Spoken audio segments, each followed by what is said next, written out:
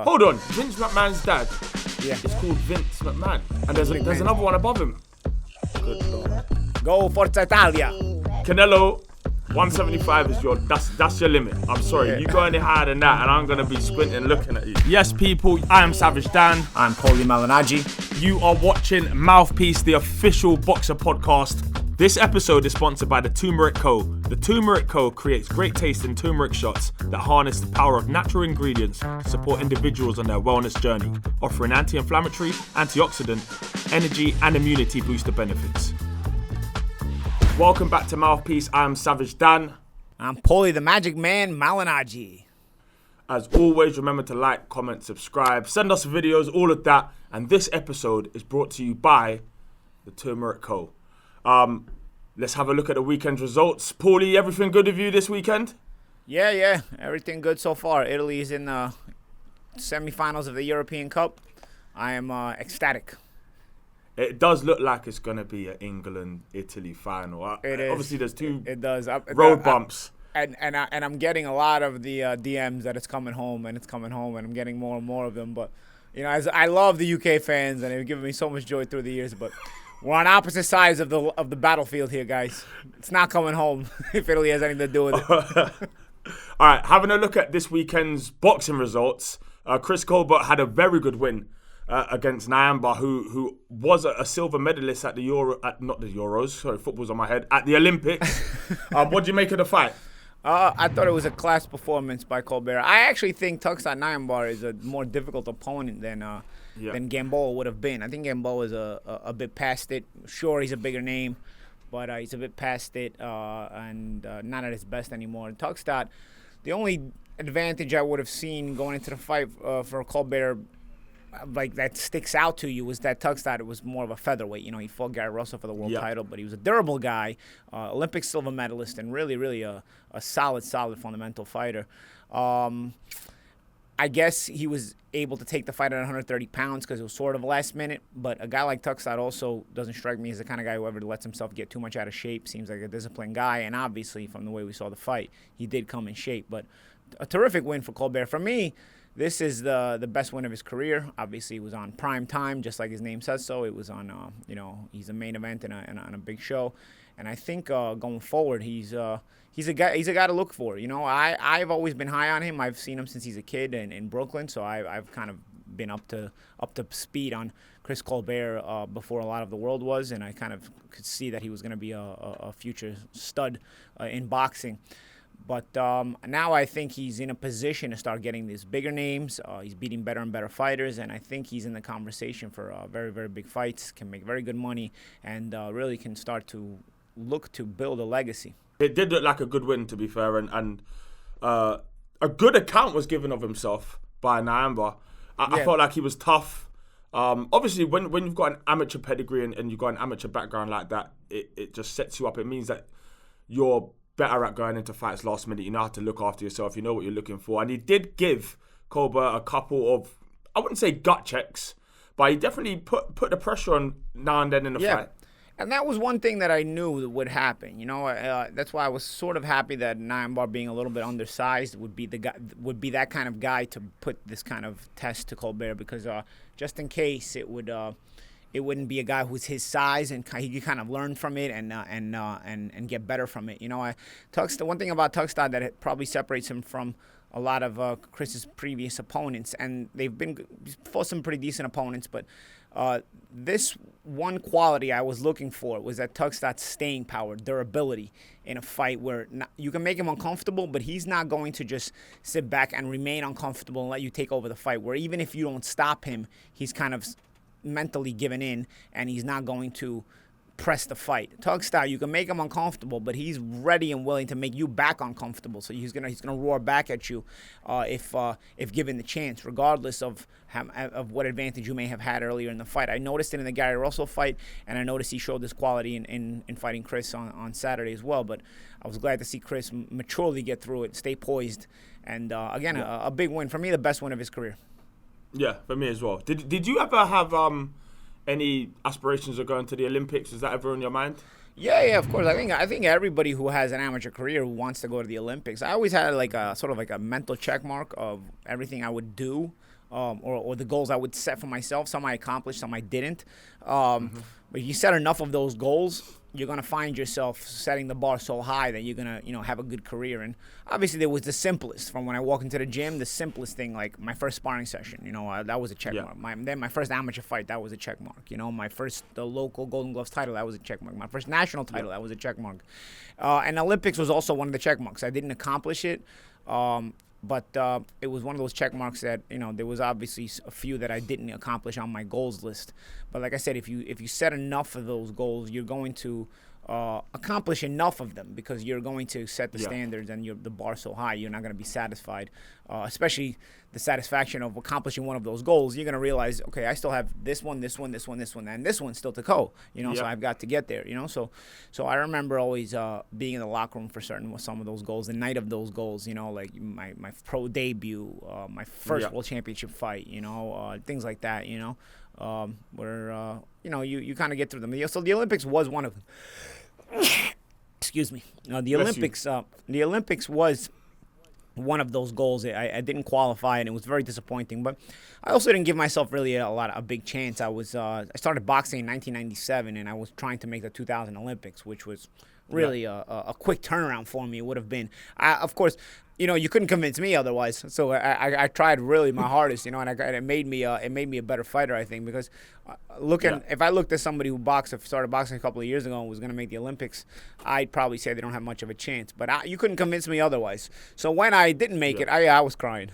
I was crying when I got eliminated in the eliminators. I was crying, But it was still, it's a big piece of the puzzle if you plan on having a pro career, or even if you don't. It's just you build your legacy. I remember I'm friends with James DeGale, and one thing I reminded James of always at the end of his career and towards the end of his career, no matter what, world championships are nice. I've won world championships, you won world championships. But keep in mind, what you're going to appreciate the most out of everything years from now is an Olympic gold medal. You got that Olympic gold medal, and man, nobody can take that away from you. And that gets respect on all facets, in business, in sports, in life. I mean, people say you're a world champion boxer. It gets respect, but not everybody understands that, Yeah. An Olympic gold medal, the Olympics are the Olympics. Everybody gets it, understands it. And so you come with an Olympic gold medal. I remember telling him that's what you're going to really hold to your highest standard. And it really is something special that everybody would want. And I think even guys that have had legacy-filled careers like Sugar Ray Leonard, I think he talks about his gold medal as a major accomplishment. I remember Pernell Whitaker saying the same thing. So it is a big piece of the puzzle if you plan on having a boxing career, or if you're an athlete in general. Chris Colbert's, just to go back to it, when I looked at him and he walked in the ring, I thought he was matching more than he needed to. He had the hair that went with the shorts, went with everything. It was good. Have to bring it up, seeing as you are probably the most notorious person for haircuts in and out the ring, and haircuts being received whilst in the ring, all of that. What do you make of his hairstyle? Well, Chris is Brooklyn, I'm from Brooklyn, Chris is from Brooklyn. So we kind of always have that loud pizzazz to us, that sort of, if we're misunderstood, we'll probably be considered obnoxious, And it's funny because I remember Chris as a kid, right? And I always thought he was talented, but I remember him being like the annoying kid in the gym, you know what I mean? The annoying kid. I'd be at my press conferences and he'd just be asking stupid questions, like I'm taking like questions from reporters, and Chris would be around, like, asking stupid questions. Like, I remember he was with Broner and Judah when I fought them. So I was like, but it's kids from Brooklyn, and he's like, just, just hanging around the opposition, So, and he had access to everywhere because everybody knew him, So even as a kid, he had access to everywhere. I remember when I fought Judah, I was wrapping my hands for the fight. I was getting my hands wrapped. I was in the locker room getting my hands wrapped. And I remember telling my best friend in Italian, like, yo, get this kid out of here. He's not with us. He's with Zab's camp, And it's funny because now I actually invested a couple of percentage points into his primetime chicken business. He's got like this chicken wings business. So we're business partners, but. Also, around the time I did that, I remember talking to him and be like, bro, you come such a long way. You always could fight, but you've actually come in such a mature way. Sure, you always have your, he's still an early 20s kid. So, yeah, he's not going to be the perfectly mature kid. But the road he's traveled and where he's come to, what he's arrived and where he's going to, it really makes somebody like me who's older and has kind of traveled this road already, and seeing him accomplish it and seeing him do it and seeing where he came from, that annoying kid, I'm like, bro, you know what? You've really matured a lot. I'm really proud to tell you that, like it really is something special to see right before my eyes, I mean, it makes me feel old that I can see people, just maturing right before my eyes, but it really is something. So it's when it comes to the outfits and the hairstyles, I completely get it. I completely understand it. That's the Brooklyn and Chris. And it's Brooklyn. Some of us have more Brooklyn in us than others, I guess.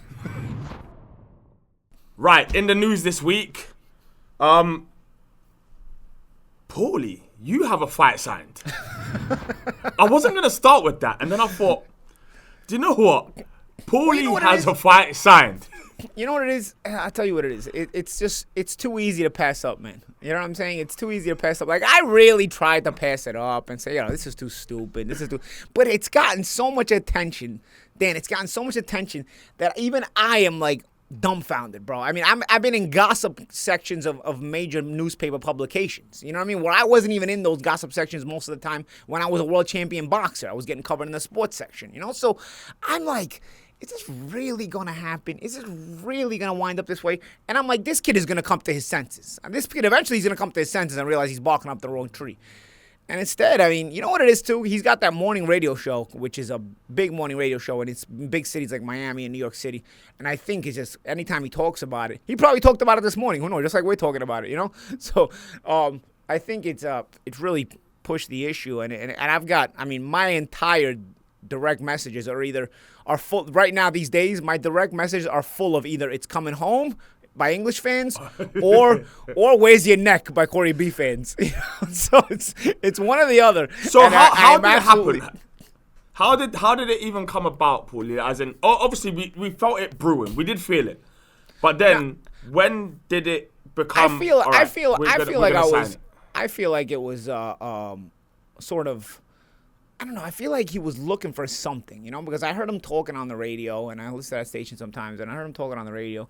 And once he started with all this, I know he's got a TikTok following, and I know he's got an Instagram following, and all this. So once he started with this talk, I'm like, don't tell me it's another one, man. Don't tell me this is another one of these moronic internet idiots just gonna try to just tap into boxing and sell more than real fights. The fights are going to be stupid, as they always are, and then they're going to end up getting paid more than real fighters, even though the fights are stupid as they are. Because let's face it, have we really had a classic TikToker, Instagrammer, influencer fight yet where we're like, oh my God, that was one for the ages? No, they're all one stupider than the other. They're all waste of time, right? So I'm like, don't tell me it's another guy. Don't tell me this guy. And I hear him talking, and I'm like, he's probably not leading to this. Maybe he's just talking about working out. And then he's like, these guys in the gym, they thought I was pros, And I'm like, yeah, all right. I've trained in these New York gyms, bro. Nobody's thinking you're a pro if you're not a pro. Like, nobody, you can be a standout amateur, but you're not sticking out because these guys see champion on top of champion on top of champion. Like, you're not sticking out to these guys. So I call up a station, like, listen, bro, let me through to this guy. I got to give my 2 cents. And I'm like, listen, bro. I totally get where you're going with this. I totally get it. But relax on the pro stuff. I know where you're angling with that. You and I both know nobody said that stuff to you. Nobody was complimenting you to that degree. Relax. And then we kind of went back and forth. And he kind of started getting disrespectful. I felt like he was really disrespectful. And I was like, you know what, bro? Let me tell you. I'm going to put it to you like this. You can talk all you want from your radio station. I'll talk to you from my phone. You can talk from your studio. But you and I both know that if I'm in the station with you, if I'm in that room with you right now, you're going to stay quiet. And you're going to let me tell it to you exactly how it is. And you're not going to contradict me. Because I'd be in your face. And it's different to say the things you're saying right now, the disrespectful stuff you're saying right now, in my face. Because there's consequences. And from there, it kind of blew off. I was commentating the show.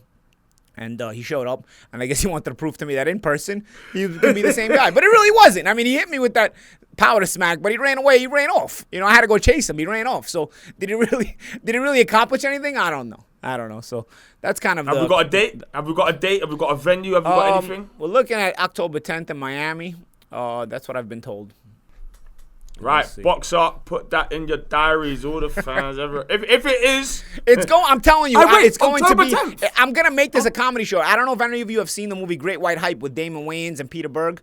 Okay, it's a little bit old for the new generation now. It's from 1996, I believe, or 95. Where Damon Wayans is sort of like this. Have you seen it, Dan? Have you seen the Great White Hype? No, I haven't. Okay, you're a little bit younger too. So, okay, The Great White Hype is basically a movie about how old-time boxing, they were always trying to find a champion white guy to hype up, because they sell more and they're going to make more money, right? And so Damon Wayans was sort of like the Mike Tyson at the time, where he'd been knocking everybody out and he was retired, and he was kind of like retired. He retired undefeated. He was the champion. And they built up this white guy to win the title. They built up this white guy to win the title and make a big name. But they needed to get Damon Wayans out of retirement in order to get this guy a credible win and really blow up the fact that he's white and he's a champion and all this other stuff. So Damon Wayans takes the fight and doesn't train for it. He's eating cake, he's smoking cigarettes while he's hitting the bag, all this other stuff. Yeah. And he shows up to the fight with a gut. And then he knocks out Peter Berg in one round. So that was the whole point of The Great White Hype, So basically, I was looking at it and I'm like, you know what? I'm gonna treat this guy like The Great White Hype, bro. I'm telling you, I don't even have to break my schedule. I don't have to break my schedule. I can train sporadically. I'm gonna beat this guy up with one hand. I'm gonna use one hand because I fought actual pros on one hand that won fights on one hand. I'm going to beat this guy up with one hand, and I'm going to look like Roy Jones Jr. doing it, where I'm repeating hooks, jabbing off the hook, and hooking off the jab, and all this other stuff. I'm telling you. Only thing I'm going to be using my right hand for is defense. I'll parry, I'll catch your shots. I'm going to beat the life out of him with one hand. I'm telling you, I might stop him with a body shot. I might stop him with a left hook to the body. That's what I'm gonna try to make a point of it, because guys who never really boxed really underestimate the power of body shots. They totally are clueless. You see guys so many times saying, "Oh, well, how does he get dropped to the body?" And then you feel one, and you're like, "Okay, now you understand." I made just make a point of it. Use one hand and make a point of it to rip his body apart. I'll be there. I want ringside seats. I'm meant to be in Miami in October 20th anyway. I'm just going to move that slightly forward. So it works out perfectly, Dan. There we go. Easy. We'll do the show from the ring right after. Because I want, in return, I'm gonna propose this. I'm going to propose that if this kid beats me, I'll step away from boxing completely. I'll step away from commentating, fighting. I will disappear from boxing together. But if I win, he's got to admit to the world, listen, you don't play boxing. This stuff is not really a game. You can get hurt. And we might have to do a show right from the ring in the post fight and have him on as a guest and admitting this on our show, because he's got to be willing to admit that once he loses. That he's going to understand that this is not a game, and he's going to be willing to admit that so he can save somebody else in his position the trouble of a beating that he's going to catch. Put it in the contract. Yeah, also, as a guest on Boxer after. I'll be nice after. Maybe go. If he's lucky, I'll be nice. Exactly. Everyone likes it afterwards. Also, we've got Tank, Ryan Garcia. I mean, Ryan Garcia's team won it. Oscar De La Hoya wants it. It doesn't look like it's going to happen, although everyone wants it. But Ryan Garcia is adamant that is the only fight he wants. Yeah, there's a lot of talk. It's really getting into the gossip section of in boxing for sure. A lot of he said this, she said this kind of stuff. The thing that worries me about making that fight is that Floyd recently said he's going to fight only PBC and Mayweather Promotions fighters with Gervonta Davis. We keep the money in house, so. If it just winds up being about only money, you sort of diminish the ability for this guy to, create a big name for himself. I think the Mario Barrios fight was a big win for him. It was probably the best one of Gervonta's career thus far. The Ryan Garcia fight has really superstar potential for both guys. Ryan is a bona fide star without a world title. Gervonta is a bona fide star with a fake world title, but nonetheless, he's still a bona fide star. And I think that, it's crazy how this fight would be so big, even without a legitimate world championship on the line. Everybody knows these guys at this point. They sell like crazy. I don't know. I think it would be a real shame if they legitimately want to fight and this fight can't get made. It would be a real shame, but. That's the politics of boxing. It has to happen. I mean, do you know what it is? We are so used to understanding and working out who the best of an era is. That's like one of the things that you do. You look back a decade and you work out who really was the best, even though they didn't fight each other for years and years and years. When it did finally happen, we were able to figure out who was the best of that era. if these fighters don't fight each other, we will never figure that out going forward. Yeah, and they're starting to set the pattern, really. You know, it's starting to happen more and more. Spence and Crawford, you know, it's starting to set a worrying pattern that it's becoming like MMA in that they all have their divided promotions and they become exclusive to those promotions, you know, and they can't fight anybody. You know, the MMA does this too.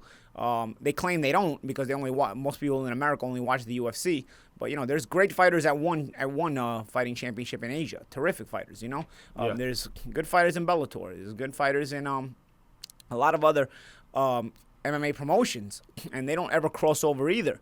But the UFC kind of does a good job of branding themselves as the premier fighting championship in MMA, even though in a lot of weight classes they're not. But nonetheless, I worry that boxing is getting to that point too. These new fighting sports are starting to do that. Even now, bare knuckle fighting does this, where they only fight fighters with the same promotion, and you can't fight guys outside the promotion. Boxing is before all these shenanigans happened, so cross promotional fights did happen, but it's getting harder and harder. And the worrying trend is that it's starting to become like these other combat sports, where the exclusivity becomes so concrete that you can't make these cross-promotional fights. And it's really a shame. It actually started with wrestling, professional wrestling, when Vince McMahon did it with WWF. Actually, Vince McMahon Sr., not even the son. Vince McMahon Sr. first did it. You know, and then I think... Hold on. That Vince model. Vince McMahon's dad is called Vince McMahon. Yeah. And there's another one above him. There's Vince McMahon, there's Shane McMahon, there's Vince McMahon, and then there's Vince McMahon Sr., who passed away years ago. But he was the original creator back in the early WrestleMania days, like WrestleMania 1, 2. You know, there was Vince McMahon Sr. So I'm from the Attitude Era. Yeah, and if you the Attitude Era, I like that era too, but I come right from before it. The Attitude Era, it's funny because I came from the era before, and then I stopped watching, and the Attitude Era brought me back because it was so funny with The Rock and Stone Cold and DX, and it was so funny that I couldn't help but watch.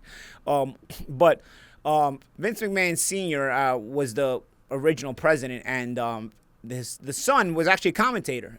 He would commentate the fights. You know, Vince McMahon Jr. would commentate the fights. You know, everybody now knows Vince now as the boss, but he was basically just the father put the son as in the commentating booth to commentate the wrestling, and he was a babyface commentator. He would always favor the good guys, you know, and the other guys would favor the bad guys, you know. So that top. But going back to what I was saying, the model was started by Vince McMahon first, and then it continued into his son and everything else, and they bought out WCW and all the other promotions.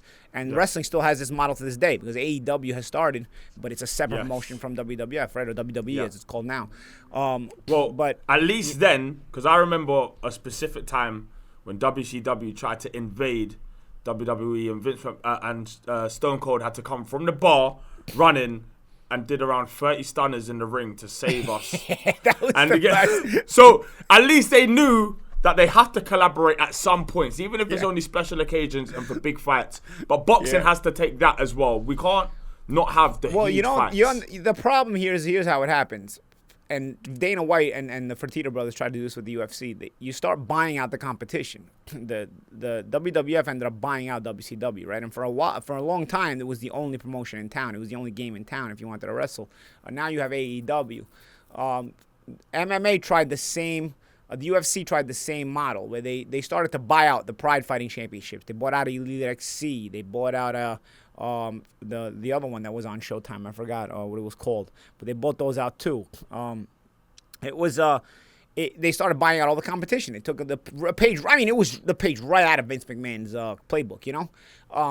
And now, just like in wrestling, that AEW has kind of created a following. MMA is now starting to finally be able to create competing entities. I mean, in Asia's one fighting championship has tons of money. I mean, they've got a lot of weight classes. They have better fighters than the UFC. It's just nobody knows them here in the U.S. But I remember Demetrius Johnson had like a crazy winning streak in the UFC. He's gone over to one, and he's gotten beat twice already. You know what I'm saying? So it's not like they're the premier MMA brand. They might be. It's in the discussion, but they are the most promoted here in the U.S. And even in Europe. So that leaves you the question. If boxing becomes like this, that means somebody has to buy out everybody else. That's the unfortunate thing, right? I mean, that's where it's going to wind up being. Are we going to become like that? You know, because then what does that do? That monopolizes the market. Whether everybody believes it or not, I know the UFC fighters lost that court case, it still monopolizes the market because once you're the only game in town, fighters cannot make the same amount of money. So it's a catch-22. You may get the fights you want, but the fighters are not going to be able to, make that Mayweather-type money ever again. Talking about money, Caleb Plant seems to be refusing to budge from his $10 million asking price to fight Canelo. Do you feel like he's overestimating himself? Do you feel like he's within his rights to dig his heels in and be like, no, that's what I'm worth and that's what I want? I don't see why he shouldn't get $10 million. If Canelo gets a $35 million guarantee every fight, and Plant has earned the place there and he's the IBF champion of the world and all this other stuff, I don't see how you would make it that much of a difference of a split. If Canelo's got a $35 million guarantee and you don't even want to give Caleb 10 and he's also a champion, undefeated, has shown his worth. Listen, I favor Canelo in the fight, but Plant deserves his worth. I'm sorry, and you can't scumbag the guy like that. I don't think he's coming out of pocket to want $10 million because Canelo's still gonna make a lot more money than him, and he's not complaining about that. He just wants his $10 million. Some fighters are calling him scared for digging his heels in. Benavidez said Caleb Plant's scared. That's why he's asking for 10 mil because he knows it's what they're not gonna like. Yeah, of course, it's gamesmanship. I wouldn't expect David Benavidez to accept less than $10 million either, though. You know what I'm saying? Fighters of that level should get paid if they're fighting Canelo. I don't understand. Yeah. I don't even think it's a big ask, especially with the inflation rates rising in the world today and everything. $10 million today ain't what $10 million was 10 years ago, So yeah. I don't have a problem with Caleb being worth $10 million to fight Canelo or even David Benavidez for that matter. David Benavidez is criticizing Caleb as if David was in his position, he'd take the fight for less. I don't think he should. I don't think anybody should in that position. Yeah. Anybody in that position anyway. He's the cash cow of boxing right now, and if you come up against him, it's dollar signs. You see dollar signs, and I feel like you should. And you're not. It's not like he's asking for more. He's still getting less than a. He's still getting less than a third of what Canelo's making. You know what I'm saying? So it's not like he's asking for the same money. He knows his reach. He's not come. I don't think he's over asking. I don't think it's. It's probably because they understand the risk factor in doing this with the Canelo camp is that they understand they are the A side. They are the cash cows. They have loads of options at loads of weights. And then when we hear things like the Canelo camp are looking at Beterbiev as an opponent, that's when you start to think, oof, that he might just go in a completely different direction. If you try and stall them out for too long, he could end up going up to light heavy and fighting there in a fight that I'm not even sure he should take. But if he does, I commend him big time. Yeah. I guess he's got the other options. He's trying to scare you with that. Listen, it's hard to walk away from that fight. It's hard to. If they give you a little less than 10, it's still big money. It's not fair. You know what I'm saying? But then maybe you take more anger into the fight if he forces you to take it for less and try to beat his ass. I don't know. I guess. Maybe you never know. What do you make? If you got to take 8, if you got to take 8 instead of 10, maybe you take it for 8 and then take the other 2 and beating. Take the other 2 from him. Yeah. Beat him up for the other 2. Canelo obviously has loads of options at loads of weights. There is talks of him going up to light heavyweight and either fighting Beterbiev or Bivol. It seems like they'll go straight after Bivol, if I'm totally honest, rather than risking it. Do you think it will happen? Do you think it should happen?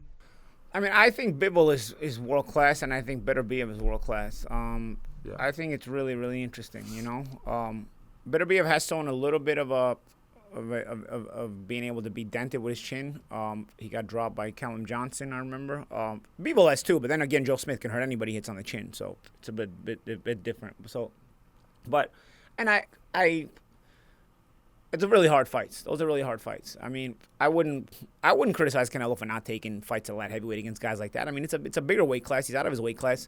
I don't know. If he wants to, and people are gonna give him credit for it. Sure, I understand that whole thing, but I wouldn't be one of those guys that if Canelo cleans out 168, now he has to fight 175. He has to fight Bivol, and he has to fight Beterbiev. I would not be one of those guys, because I kind of understand. Do you think he cares much about legacy? You see, like we've seen it year after year. We see fighters trying to fly through the weights.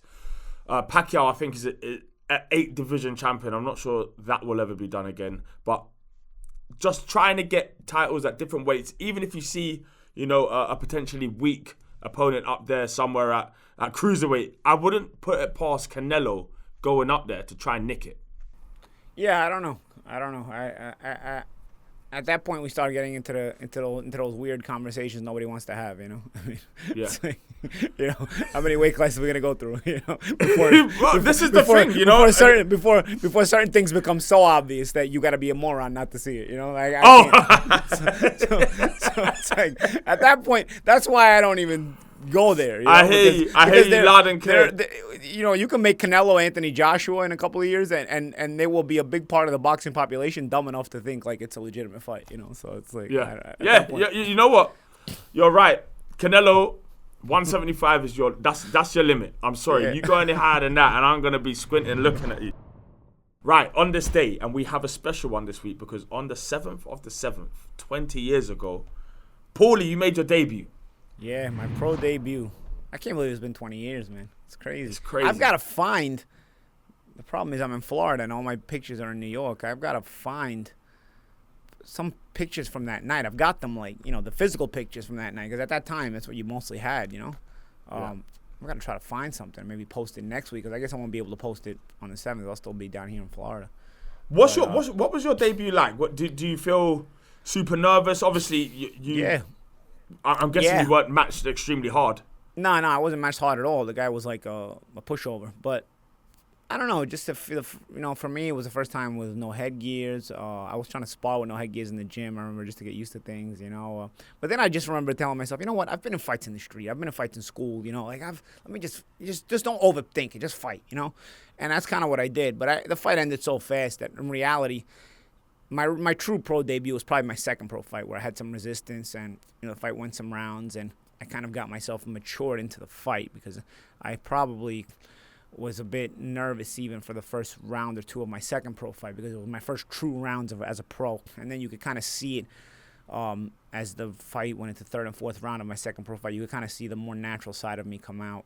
And then from then on, I was like a pro. My third fight, my fourth fight, whatever, From then on. So it didn't take you too long in terms of fights to be able to treat it like a fight from the first round and not be too nervous. And you well, you know what it is? Fight. It's like you don't want to use your anxiety to freeze you. You want to make sure you act. You react or whatever. Sort of like Rocky tells Tommy Gunn in Rocky 5. It's Frankie Fear. Fear is your best friend. It makes you it either consumes you or it makes you fight. And that was really a great analogy, even if it's in a movie. Because your anxiety can make you gun shy. Your anxiety can make you fight. And I remember telling myself, no matter what, push comes to shove. If you don't feel sharp, just fight, and that's it. If you don't feel, because your anxiety can make you not sharp, because So I was like, you know what? If it comes to that, you gotta just fight, and that's it, man. You're tough. Yeah. You're tough. You know what you've done. You know what you can do. You know what you've been through. You just gotta fight, and that's it. And I kind of just fought my way through the anxiety, And then, in a few rounds, then I started kind of calming myself down and kind of setting myself. And from then on, you're a pro, and that's it. Well, that's the best way to end the episode that you can possibly have. As always, remember, like, comment, subscribe. Send us your training videos. Send us your sparring. Send us all of that. Thank you to the Turmeric Co., our sponsor for this episode. And we'll see you next week. Go Forza Italia. Yes, people, I am Savage Dan. I'm Paulie Malignaggi. You are watching Mouthpiece, the official boxing podcast. We are two of the most knowledgeable, two of the most charismatic, biggest personality guys in boxing. And we are two of the coolest cats talking about this sport today. This episode is sponsored by the Turmeric Co. The Turmeric Co. creates great tasting turmeric shots that harness the power of natural ingredients to support individuals on their wellness journey, offering anti-inflammatory, antioxidant, energy, and immunity booster benefits.